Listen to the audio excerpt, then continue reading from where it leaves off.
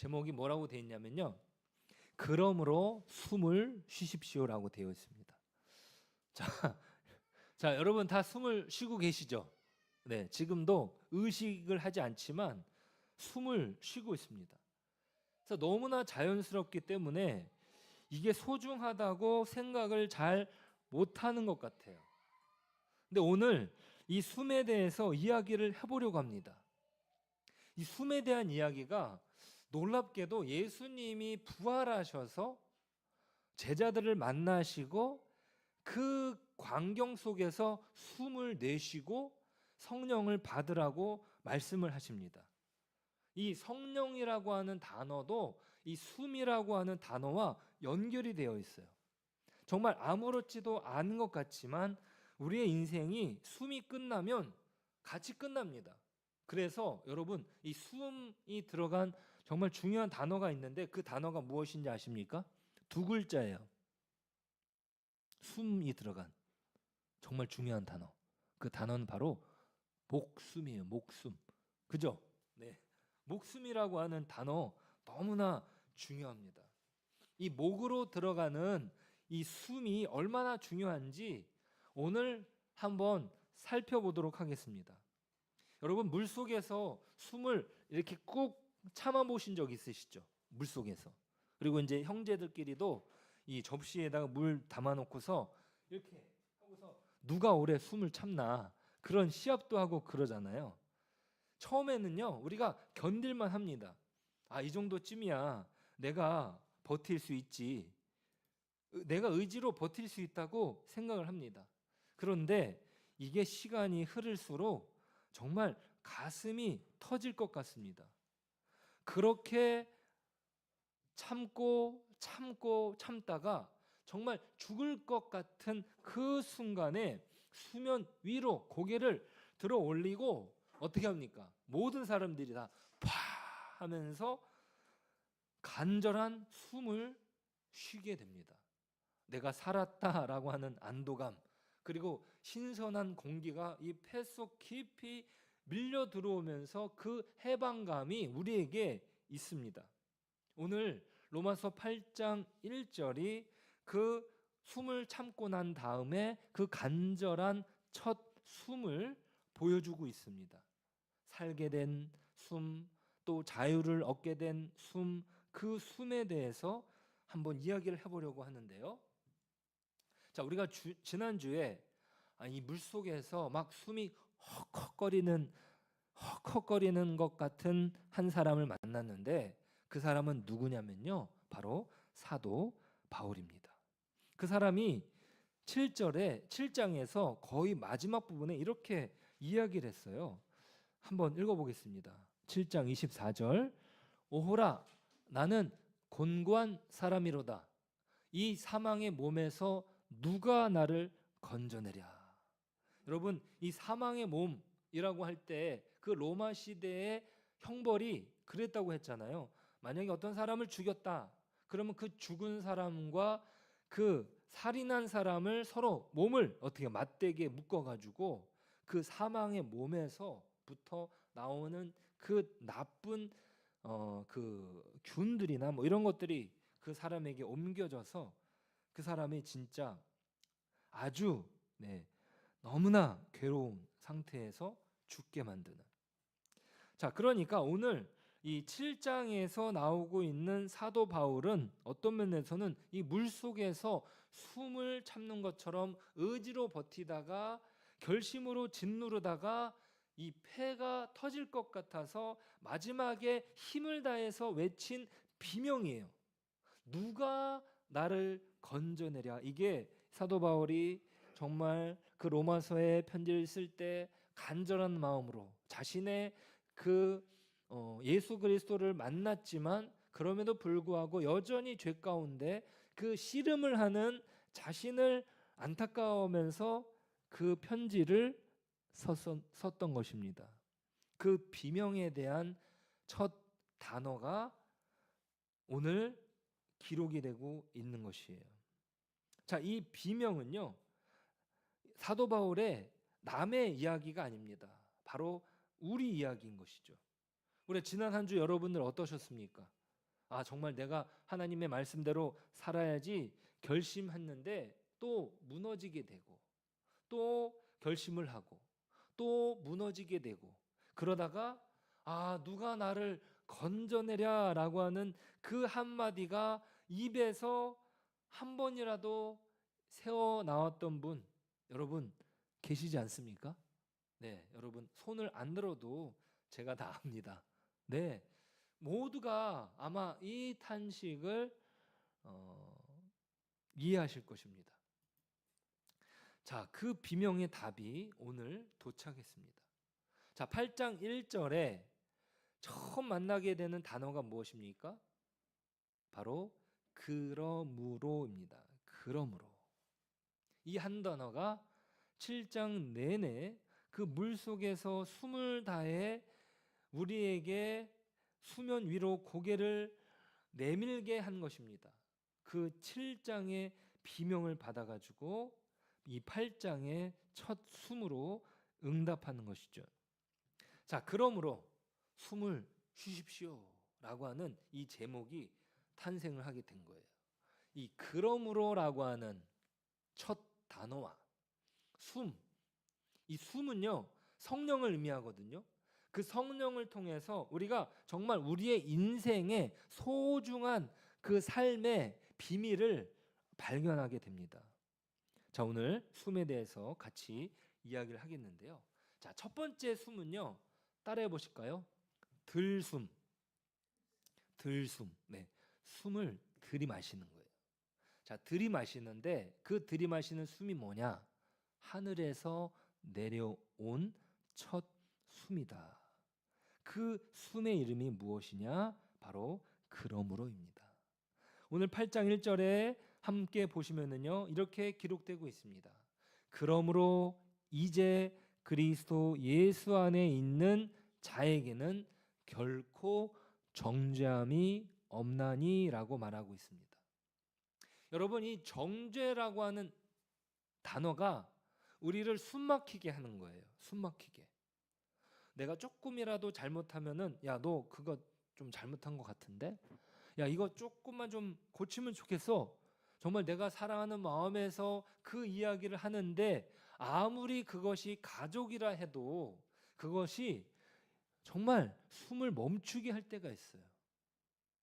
실제로 이 강남에 가면은요 학원들가가 많잖아요. 거기에 이 마음 연구소 같은 이 심리 치료 이 사무실이 같이 있습니다. 왜? 이 아이들이요 공부를 하는데 숨을 못 쉬는 거예요. 또 어떤 경우는 제가 이제 저도 이게 간접적으로 본 경우인데 정말 항공대 하면은 이제 손에 꼽히는 대학이잖아요. 네, 그런 학교에도 합격을 했는데 입학하는 그날 자기가 학교를 못 가겠다 해가지고 그 집에서 있는데 이 비누 있잖아요, 비누. 그 비누가 다 사라질 때까지 그 화장실을 나오지 않는 거예요, 그 친구가. 그래서 어떻게 된 거냐라고 해서 이제 나중에는 이제 치료가 됐는데 회복되는 과정에서 하는 이야기가 자기가 숨을 쉴 수가 없었다는 거예요. 근데 그 숨을 쉴 수 없는 이야기는 그 과거에 자기가 어떤 일이 있었는데 그 일이 갑자기 생각이 나가지고 자기가 숨을 쉴 수 없을 정도로 바깥에 나가지 못하고 학교도 입학 통지서까지 받고 그 입학하는 그날 그 일이 난 거예요. 근데 그 과정 속에 가족 치유가 일어나더라고요. 가족 치유. 네. 서로에게 있었던 오해. 그게 그 친구를 짓누르고 있었는데 그게 나중에 이게 나타나가지고 온 가족들이 다 그 치료의 과정 속으로 들어가는데 이 문제는 그냥 한 사람의 문제가 아니라 가족 모두의 문제였던. 그러니까 우리 안에 너무나 사랑하는 사람인데 우리를 숨쉬게 하지 못하게 하는 게 있어요. 그게 바로 정죄입니다. 정죄. 네. 이 정죄라고 하는 것은 가족들 안에서도 나타날 수 있는 것이에요. 자, 우리에게 사도 바울이 뭘 보여주냐면 마치 산소 호흡기를 물려주는 것과 같습니다. 사도 바울도 비명을 외쳤어요. 누가 이 사망의 몸에서 나를 건져내랴. 사도 바울은 율법에 사로잡혔던 사람입니다.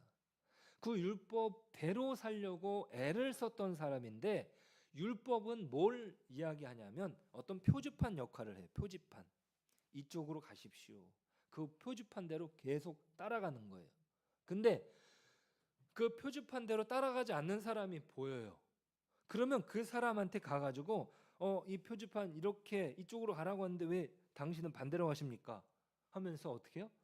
잡아당기고, 그리고 정죄하고, 또 심지어는 사람을 어떻게 해요? 죽이기까지 하는 거예요. 그러니까 숨을 제대로 못 쉬는 거예요. 우리가 매번 질식한 상태 속에서 우리의 의지로 숨을 참게 됩니다. 그때 하나님이 어떻게 하셨냐면 규칙을 더 만드신 게 아니에요. 야, 너 이 규칙을 못 지키니까 내가 다른 규칙을 줄게. 이렇게 계속 규칙들을 만들어내신 것이 아니라 자기 아들을 보내셨다. 그래서 그리스도 안에 있는 자에게는 결코 정죄함이 없다라고, 정말 그 당시로서는 굉장히 혁명적인 이야기를 하는 것입니다. 그래서 기독교는요, 어떤 지키는 종교가 아니에요. 만나는 종교죠. 그래서 3절을 보시면은요, 이렇게 기록이 됩니다. 자기 아들을 죄 있는 육신의 모양으로 보내어 육신의 죄를 정하사라고 말합니다. 자기 아들을요, 죄 있는 육신의 모양으로 보내셨대요. 그리고 육신의 죄를 짊어지게 만드신 거예요. 이게 역사상 어떻게 그런 일이 가능할까라고 했는데, 이게 종말론적 사건이라고 말하거든요. 종말론적 사건은 뭐냐면 역사상 전에도 없었고 앞으로도 없는, 그러니까 유래를 볼 수 없는 그 일이 예수님 안에 이루어진 거예요. 그 죄의 짐이 육신, 예수님의 육신에 정해지게 됐다. 이거는 법정에 우리가 만약에 서 있어서 판사가 판결문을 읽습니다. 보니까 그 재판정의 그 장면을 볼 때 판사가 판결문을 읽을 때 그 사람의 죄를 낱낱이 적어요. 그러니까 우리가 만약에 죽고 나서 하나님 앞에 그 판결문을 듣게 됩니다. 그 판결문 안에는 내가 잊어버렸던 그 잘못들도 다 기록이 되어 있어요. 그리고 그 내용을 내가 들을 때, 아, 맞아. 아, 내가 그 잘못을 했는데 하나님이 그것까지 다 알고 계셨어? 아유, 하나님이 그 잘못도 다 기록을 하셔서 그 판결문을 읽고 계십니다. 근데 내가 그 이야기를 들으면서 막 계속 작아지는 거예요. 아, 내가 그때 그러지 말았어야 되는데 이제 나는 끝이다 라고 했는데, 이 법정 뒤에서 한 분이 걸어오십니다. 그리고 그 판사에게 말을 해요. 판사님, 제가 이 사람에게 내려질 그 형벌을 대신 받겠습니다 라고 이야기를 해요. 왜? 그 사람은 그 죄를 대신 받을 만한 그런 죄가 없는 사람인 거예요. 그렇기 때문에 그 죄가 그 사람에게 전가가 되고 전달이 되고 판결이 내려집니다. 그 판결봉으로 땅 당신은 무죄. 왜요? 그 죄를 예수님이 정하셨기 때문이에요. 육신에, 자신의 육신에. 자, 이게 바로 1절입니다. 결코 정죄함이 없다. 그래서 헬라어 조금 어려우시지만 헬라어를 한국말로 할 때 이렇게 한글로 써질 수가 있어요. 우덴 카타크리마. 이건 뭐냐면 결코라는 거예요. 조금도가 아니고 하나도가 아니라 아주 결코, 네, 어떤 것도 거기에 들어갈 수 없는 거예요. 자, 우리는 이것을 어쩌면 머리로 아는 정보일 수 있습니다. 이 유대인들에게 있어서는 이게 굉장히 아주 머리를 강타하는, 그들의 세계관을 뒤흔드는 이야기가 되지만 우리는 계속 이 이야기를 들었어요. 그래서 머릿속으로는 압니다. 그런데 이게 막 가슴으로 내려오지 않는 이유는 뭐냐면 내가 계속 실수를 하기 때문이에요. 아, 저 이야기는 내가 머리로 아는데, 그런데 이거는 심장을 멈추게 했다가 다시 뛰게 하는 능력이 있는 거예요. 아, 내가 그 부분에 대해서 여전히 실수하고 여전히 넘어지고 여전히 무너지지만 나를 다시 살리는 그 심장 박동을 다시 뛰게 하는 능력이 바로 우덴 카타크리마, 결코 정죄함이 없다라는 거예요. 모든 것이 바뀌게 됩니다. 자, 우리가 예전에는요, 조금 무서워서 이 순종을 하는 경향이 있습니다. 어떤 조건이 있어요. 아, 내가 엄마 아빠 이야기를 잘 들으면은 엄마 아빠 이거 해준다고 했으니까 내가 이 이야기를 잘 들어야지. 하나님께도 그런 생각을 해요. 아, 내가 하나님의 말씀에 순종하지 않으면 나는 벌 받겠지. 내가 기도하지 않으면 하나님이 싫어하실 거야. 두려움이 엔진이었습니다. 내 신앙의 엔진. 자, 근데 이제는 무엇이냐면 나 같은 죄인을 살리려고 하나님이 자기 아들까지 내어주셨다고? 아, 이건 너무나 사랑이다. 아, 이거는 너무나 나에게 감사다. 그래서 내가 이제는 움직이게 될 때 그 움직임의 원동력이 바로 사랑이 되는 것이에요. 제가 예전에 저희 어머니가 병원에 입원하신 적이 있어요. 사실 저희 어머니는 뭐든지 다 척척 해내시는 분이셨거든요. 저희 어머니는 아주 어릴 때 뜨거운 그 물을 다 뒤집어 쓰셔가지고 화상 환자로 사셨습니다. 아주 어릴 때부터. 그래서 이 오른손은 이 손이 다 모아졌어요. 다 이제 다 녹아가지고. 그런데 그 손으로 막 바느질도 하시고 막 재봉틀도 하시고 음식도 맛있게 하시고. 그러니까 우리 엄마는 저한테는 장애가 없는 분이야. 근데 다른 사람들이 보기에는 장애인으로 보인 거죠. 근데 저희 어머니가 어느 날은 병원에 입원을 하셨어요. 병원에 입원을 하셔가지고 제가 그 옆에서 그 어머니를 돌봐드리는데 그 얘기를 들었어요. 어릴 때 어머니가 사고를 당한 이야기, 그리고 자기가 사는데 너무나 힘이 들어서 약을 드셨던 이야기. 근데 그 속에서 하나님이 나를 살리셨고 하나님이 내게 살라고 어떤 명령처럼 하셔서 어머니가 결혼도 하시고 또 저를 낳았다는 이야기를 듣고 난 다음에 제가 좀 달라지게 됐어요. 그러니까 저희 어머니가 그 전에는 그냥 일반 어머니였거든요. 네, 저를 그냥 저하고 제 동생 돌봐주는데 뭐 부족함이 없으니까 다른 사람이 뭐 이상하게 보더라도 그게 신경이 안 쓰였어요. 그냥 엄마야. 그러니까 막 엄마한테 화를 내기도 하고 막 엄마한테 막 불순종하고 막 그런 똑같이. 그런데 저희 어머니가 병원에 입원하셔가지고 그런 이야기를 제가 들었을 때 제 안에 다른 마음이 생기더라고요. 아, 정말 우리 엄마가 얼마나 희생하고 또 얼마나 어려운 가운데 나를 키워오셨는지, 그 사랑이 얼마나 깊은지 깨닫게 되니까 마음이 달라지더라고요. 네. 그래서 하나님이 우리를 사랑하신다라고 했을 때 그것은 바로 결코 정죄함이 없다. 그것은 바로 예수 그리스도를 그 죄를 그 육체에 정하심으로 우리의 죄의 문제가 예수님을 통해서 해결되었기 때문에 아, 나는 예수님의 사랑으로 살아갈 수 있게 되는 것이구나.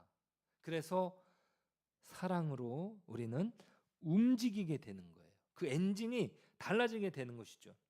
자, 그래서 정죄 두려움으로 사는 신앙은 반드시 질식합니다. 질식해요. 숨이 막혀버려요. 자, 그런데 사랑에 감사함으로 사는 신앙만이 숨을 쉬게 한다. 여러분, 이게 너무나 중요한 것이에요. 사도 바울이 경험을 한 거예요. 정죄의 두려움, 자기가 앞장서서 그리스도인들을 붙잡아가지고 죽이는 그 과정 속에 그는 날마다 숨을 쉬지 못했던 것이에요. 질식하는 삶을 사는 것이죠. 자기는 잘한다라고 하지만 양심 한편으로는 괴로웠던 것이죠. 예수님이 나타나셔서 나는 네가 핍박하는 예수 그리스도다. 예수다. 그리고 내가 너를 온 세상에 구원을 위해서 택한 그릇으로 삼았다라고 했을 때 그 사랑으로 사도 바울이 완전히 바뀌게 되는 것이죠. 숨을 쉬게 되는 것입니다. 아멘. 네, 여러분, 정죄함이 없다라고 했습니다. 자, 그러면 죄랑 안 싸워도 되는 것입니까? 막 살아도 되는 것입니까? 아니에요. 여전히 싸움이 있어요. 자, 그래서 두 번째 이 숨과 관련된 내용은 무엇이냐면 바로 호흡법입니다. 호흡법. 내가 이제 죄와 싸우는데 그냥 참는 숨이 아니라 받는 숨이 되는 거예요. 숨을 받아야 되는 거예요. 자, 사도 바울이 완전히 다른 호흡법을 보여주게 됩니다. 그건 바로 뭐냐면 참는 숨이 아니라 받는 숨. 자, 그래서 5절에 보면은 이렇게 말합니다. 육신을 따르는 자는 육신의 일을, 영을 따르는 자는 영의 일을 생각하나니. 자, 오늘 여기서 정말 중요한 핵심 단어는 뭐냐면 생각하나니입니다. 자, 육신을 따르는 자는 육신의 일을 행하나니라고 하지 않았습니다. 생각하나니라고 했어요. 생각하나니. 여러분, 어떤 일을 막 내가 할 때 그 하게 되는 행동에 생각이 있어요. 생각의 뿌리가 너무나 중요합니다. 아까 제가 어떤 친구의 이야기를 했잖아요. 그 친구가 정말 거짓말도 하나 보태지 않고 아침에 비누 하나 들고 들어가서 그 비누가 없어질 때까지 그 화장실에서 나오질 않는, 이게 그 행동이 왜 그런 거예요? 그 생각에 사로잡혀 있었기 때문이에요. 그러니까 어릴 때 그 부모님과 사이에서, 그러니까 부모님은 그냥 생각지도 않게 그냥 넘어간 거야. 근데 이 친구는 그거를 굉장히 심각하게 받아들였던 거예요. 나중에 얘기를 해보니까 엄마하고 아빠가 자기 얘기를 안 들어줬다는 거예요. 그래가지고 그게 언제 이게 탁 터졌냐면 그때 20살. 예. 자기가 너무나 억울했던 거야. 힘들었었던 거야.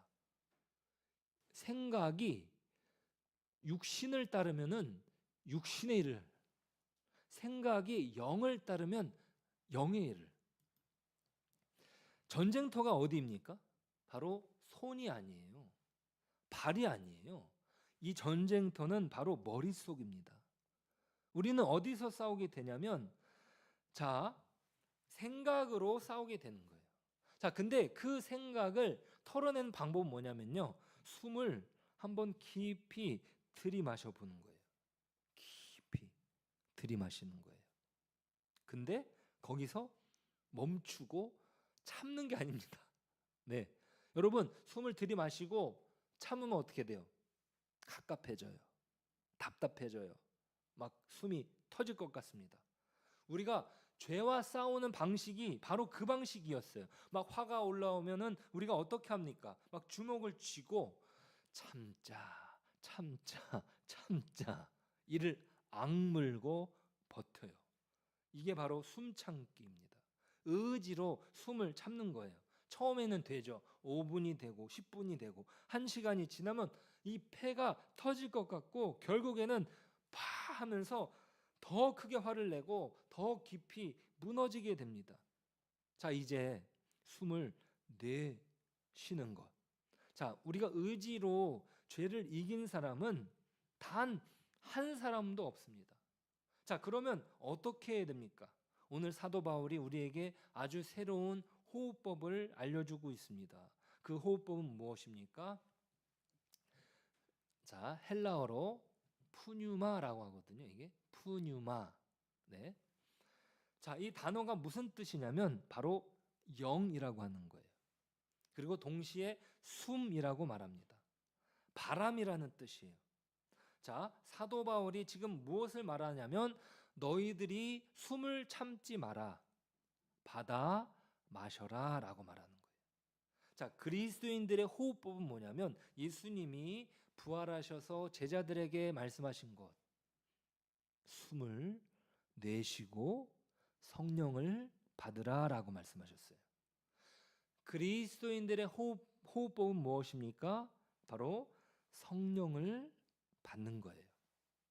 자, 우리가 이제 주일이 지나고 월요일부터 계속 숨을 참는 연습을 하시면 안 됩니다. 네, 숨을 참는 연습을 하는 게 아니라 숨을 깊이 들이마시고 속으로 말하는 거예요. 성령님, 지금 여기 계시죠? 제가 지금 폭발하기 직전입니다. 제 생각을 붙들어 주십시오 하면서 정말 여러분들 너무나 급박한 일이 있을 때 다섯을 세는 거예요. 너무나 힘든 일이 있을 때 다섯을 세는 거예요. 여러분 연습해 보세요. 내가 정말 화가 나는 일이 있어요. 하나, 둘, 셋, 넷, 다섯. 네. 그렇게 다섯을 세고 성령님을 보시는 거예요. 영의 일을 생각하는 거예요. 내 생각의 통제권을 5초 동안 성령님께 넘겨드리는 것입니다. 그러면 어떤 일이 일어나냐? 6절에서 이런 일이 일어납니다. 육신의 생각은 사망이요 영의 생각은 생명과 평안이니라. 여러분, 평안이 어디서 나옵니까? 환경이 좋아서 나옵니까? 아니에요.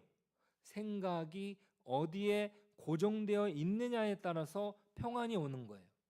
내 생각에 아니 저 사람 왜 저래? 아니 쟤 정말 왜 저래? 라고 하면서 막 분을 품게 되면은 그게 고정이 되면은요 사망이 일어나는 거예요. 여러분, 가정들 안에서 아주 끔찍한 일이 일어나는 이유는 무엇입니까? 그 생각에 사로잡혀 있기 때문이에요. 제가 지난주에 그 브라질에서 그 며느리를 총으로 멕시코죠. 멕시코에서 그 며느리를 총으로 쏜 이유는 뭐냐면 그 시어머니가 자기 아들을 이 며느리가 데리고 갔다. 아니 같이 살고 있는데 그 생각에 사로잡혀 있으니까 그 육신의 생각이 어떻게 되는 거예요? 사망이 되는 거예요. 근데 영의 생각은 무엇이라고요? 생명과 평안이 되는 것입니다. 그러니까 내 생각이 바뀌는 것이에요. 주님, 저 사람도 주님의 사랑이 필요한 사람이네요. 여러분, 다섯을 세면서 저 사람도 주님의 은혜가 필요한 사람이구나. 이렇게 옮겨가면은 이것이 바로 생명이 됩니다. 그러면 그 자리에서 우리는 천국의 한 조각을 맛보게 되는 것이에요. 그곳에 천국이 임하게 되는 것이에요. 아멘. 여러분, 이게 정말 솔직하게 쉬운 일이 아닙니다. 어려워요. 왜 어렵냐? 우리의 옛 습관이 자동으로 가기 때문이에요. 화가 나면 자동으로 욕이 올라오고 미우면 자동으로 차단을 합니다. 우리 뇌가 그 길로 수십 년을 다녔기 때문이에요. 뇌가 계속 그 길을 만들어 놨기 때문에 그냥 어느 날 갑자기 팍 터진 게 아니라 내 생각이 계속 그 길을 만들어 놓은 것이에요. 그렇기 때문에 하루아침에 되는 것이 아닙니다. 의식적으로 반복적으로 그 5초의 멈춤을 연습해야 됩니다. 숨을 한번 들이마시고 성령님께 묻고 그분의 생각으로 갈아타십시오. 그분의 생각으로 갈아타는 거예요.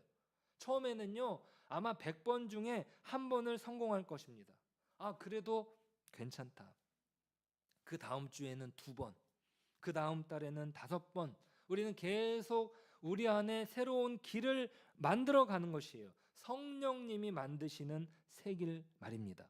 자, 그렇게 우리는 5초의 멈춤에서 생각의 통제권을 성령님께 넘겨드리는 것. 이것이 바로 은혜로운 전투다. 내 힘으로 싸우는 게 아니라 내 안에 이미 와 계신 그분의 숨으로 싸우는 전투. 아멘. 여러분, 더 이상 숨을 참지 마시고 내 의지로 버티지 마시고 숨을 마시십시오. 자, 그 다음에 세 번째, 마지막입니다. 그 숨이 머무는 곳이 있어요. 내 안에 부활의 바람이 불어납니다.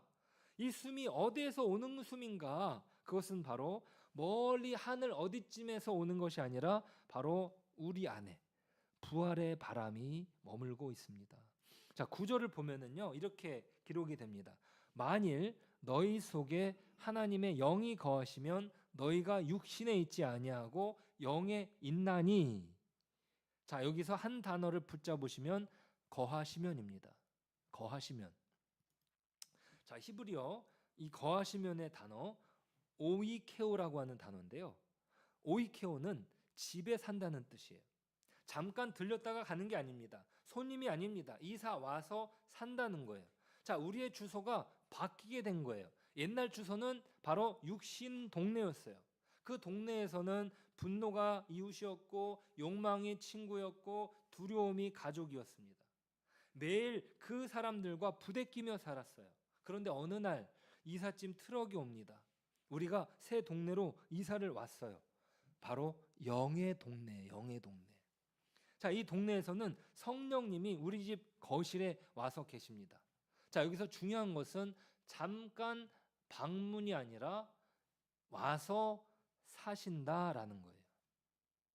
자, 우리는 흔히 어떤 착각을 하냐면, 자, 이 사람 왔으니까 이제 끝이다. 근데 왜 저는 똑같이 넘어질까요? 왜 그러냐면 옛날 동네 습관이 남아있기 때문이에요. 이사를 오게 되면은요, 저도 그런 경험을 했는데 이 택배 주소를 적을 때 그 옛날 주소가 그대로 적혀가지고 가는 경우가 있잖아요. 그죠? 그러면 며칠 지나서 왜 안 오지? 하면은 바로 전 주소로 보내버린 거예요. 네, 바로 옛날 주소로 택배를 보낸 것이죠. 그리고 옛날 친구한테 전화가 옵니다. 옛날처럼 한번 놀자 하면서 그 마음을 흔들어요. 그리고 그쪽으로 발이 가게 됩니다. 그래서 10절에서 사도 바울이 뭐라고 말했냐면 몸은 죄로 말미암아 죽은 것이나 영은 의로 말미암아 살아있는 것이다. 여러분, 몸은 아직 약합니다. 죄로 인해서 죽을 수 있는 존재예요. 그런데 영은 무엇입니까? 이미 살아있습니다. 이게 굉장히 중요해요. 우리 안에 두 개의 현실이 동시에 있습니다. 몸은 내일로 넘어질 것입니다. 내일도 넘어져요. 왜요? 약하니까. 근데 영은요, 이미 살아있습니다. 이미 부활했습니다. 과거형이에요. 11절에 보면은 이렇게 말합니다. 11절에 우리 중간에 건너뛰고 한번 읽어보겠습니다. 예수를 죽은 자 가운데서 살리신 이의 영이 너희 안에 거하시면 너희 죽을 몸도 살아나리라. 아멘. 자, 예수님이 그 무덤에서 그 죽음을 이기시고 사망 권세를 깨뜨리고 다시 살아나셨습니다. 그 능력이 지금 여러분들 안에 있는 거예요. 여러분, 무덤이 가장 어두운 곳이고 무덤이 가장 차가운 곳이고 아무런 희망이 없는 곳입니다. 그 무덤에 하나님의 불어주시는 그 부활의 바람이 한번 부니까 어떻게 됐습니까? 돌문이 굴러가고 죽을 몸이 일어났습니다. 사망이 무너졌습니다. 그 똑같은 바람이 여러분들 마음 안에 불고 있는 거예요. 자, 그러니까 여러분들, 내 마음에 무너진 마음, 내 마음에 끊어내지 못한 죄, 내 마음에 도저히 용서 못할 어떤 사람, 여러분, 이것이 예수님의 무덤보다 더 어둡습니까? 아니에요. 예수님의 무덤보다 더 악한 상황, 더 나쁜 상황은 없는 것이에요. 자, 그렇기 때문에 자, 무덤도 못 이긴 죽음이 우리의 그 나쁜 자리, 우리의 나쁜 행동을 어떻게 이기겠는가?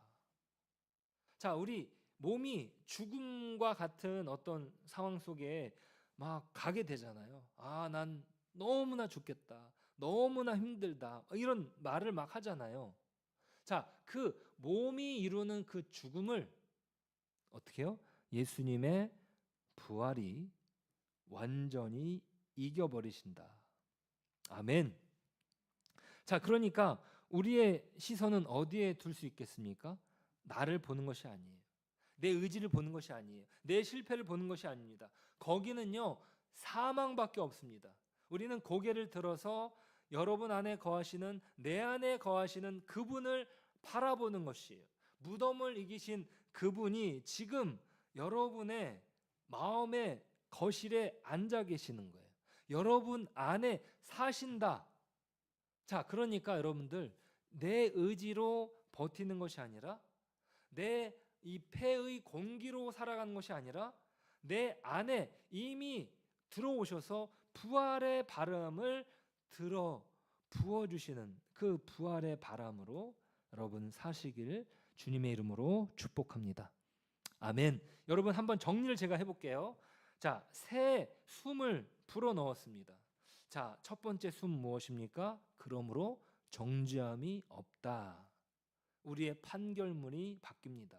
두려움의 엔진이 사랑의 엔진으로 바뀌어버립니다.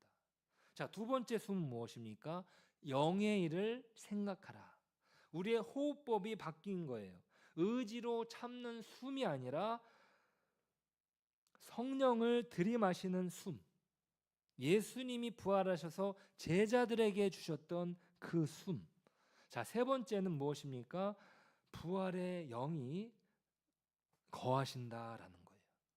우리의 주소가 바뀌게 된 거예요. 무덤을 이기신 그분이 우리의 거실에 앉아 계십니다.